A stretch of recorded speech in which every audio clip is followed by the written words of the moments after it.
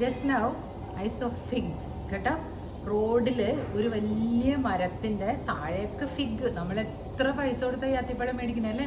അപ്പൊ ഞാൻ ചോദിച്ചു അവരോട്, ഇത് പറിക്കട്ടെ. അയ്യോ മോളെ, അത് കൊള്ളില്ല, അത് വെളിനാട്ടിലുള്ള ഫിഗ്, അതാ കഴിക്കാനുള്ള അത്തിപ്പഴം, ഇത് കൊള്ളൂല. അതിന്റെ അടിയിലൊക്കെ അഴുക്കാക്കിയിട്ടേക്കണു. It's a nice one only. അവരത് കൊണ്ടുപോയി ട്രീറ്റ് ചെയ്ത് കൊണ്ടുവരും. അതാണ്, മനസ്സിലായോ? നമ്മുടെ നാട്ടിൽ തന്നെ എല്ലാം ഉണ്ട്, പക്ഷെ അതൊന്നും ആരും വാങ്ങിക്കില്ല. ട്രീറ്റ് ചെയ്ത് വെളിനാട്ടിൽ നിന്ന് വരുമ്പോൾ എല്ലാവരും വാങ്ങിക്കും. അതാ മുറ്റത്തെ മുല്ലയ്ക്ക് മണമില്ല.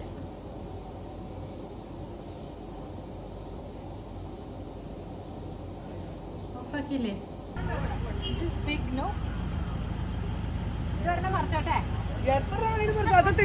മക്കളെ അല്ല അല്ല, അത് പുറനാട്ടിലേ കഴിക്കണം, ഇത് കഴിക്കില്ല. അത്തിപ്പഴമാണ്, പക്ഷെ ഇത് കഴിക്കുന്നല്ല കേട്ടോ. ഇല്ലില്ല.